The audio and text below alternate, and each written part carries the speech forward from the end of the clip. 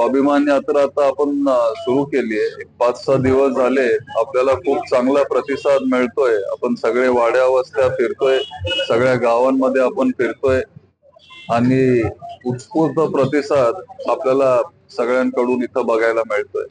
लोकांच्या काय समस्या जाणवत आहेत, तुमच्या उमेदवारीबाबत काय चर्चा सुरू आहे? आता उमेदवारी शेवटी पवार साहेब ठरवतील.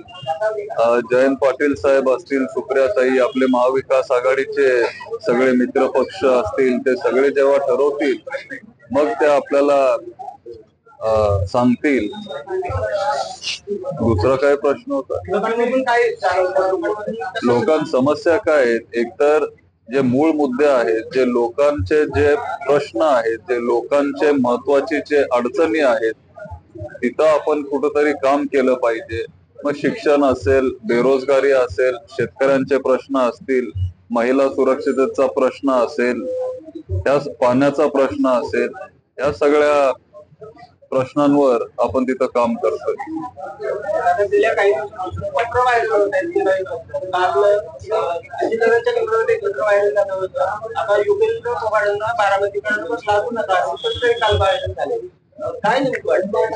काय एकतर हे सगळं कुठंतरी थांबलं पाहिजे आणि हे आत्ताच नाही. मला आठवत आहे लोकसभेला पण असं काहीतरी झालेलं.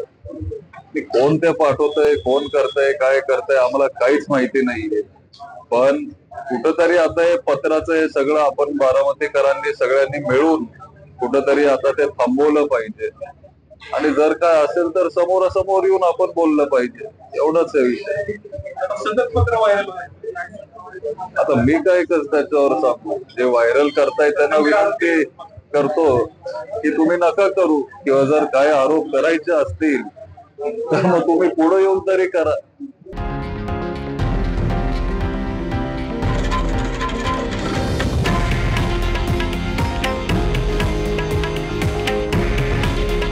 हे आहे देशातील नंबर 1 न्यूज नेटवर्क आणि आपण पाहत आहात TV9 मराठी.